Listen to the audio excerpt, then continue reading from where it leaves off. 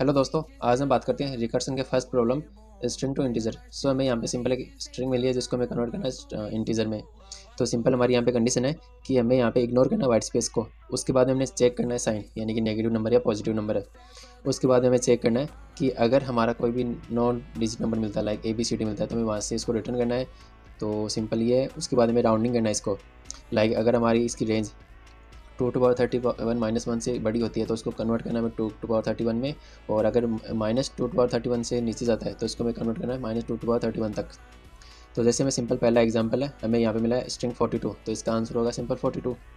Then अगर हम second की बात करें तो हमें यहाँ पे एक पहले वाइट स्पेस है, उसके बाद माइनस है और फिर 042, तो यहाँ पे इसका आंसर हो जाएगा, क्योंकि हमें यहाँ पे बोला गया है कि सबसे पहले वाइट स्पेस को इग्नोर करना है। तो यहाँ पे इग्नोर करने के बाद में हमें प्लस या माइनस को चेक करना है। उसके बाद में हमें चेक करना है कि यहाँ पे 042 का आंसर 42 आ जाएगा, तो यहाँ पे -42 मिलेगा। फिर हमें यहाँ पे थर्ड एग्जाम्पल है 1337 0C0D3।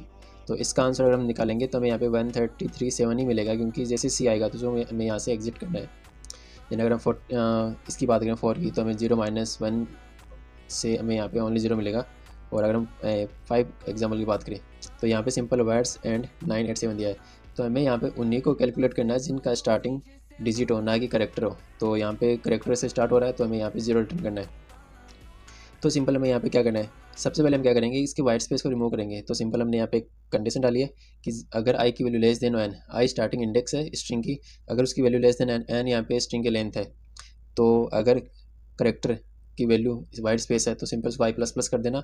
और जैसे यहाँ पे स्टार्टिंग का वाइट स्पेस पूरा हट जाए तो उसके बाद हमें इसका साइन चेक करना है कि ये पॉजिटिव है या नेगेटिव है। तो सिंपल इसको हमने यहाँ पे चेक किया कि अगर करेक्टर की वैल्यू -I है तो यहाँ पे सिंपल उसकी वैल्यू को साइन को नेगेटिव कर देगा, अदरवाइज इस साइन को पॉजिटिव रखेगा।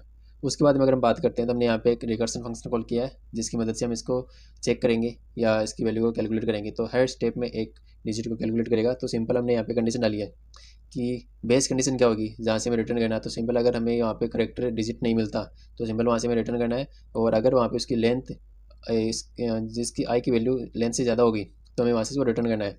तो यहाँ पे हम रिटर्न कर देंगे साइन एंड नंबर, कि नंबर हमने क्या दिया था उसको साइन के साथ में, नेगेटिव है पॉजिटिव है।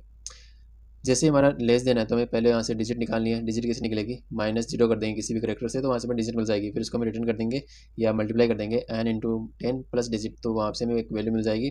उसके बाद हम चेक करेंगे ओवरफ्लो और अंडरफ्लो कंडीशन, तो यहाँ से हमें ओवरफ्लो एंड अंडरफ्लो मिल जाएगी। फिर सिंपल हम इसको I+1 के साथ में कॉल कर देंगे।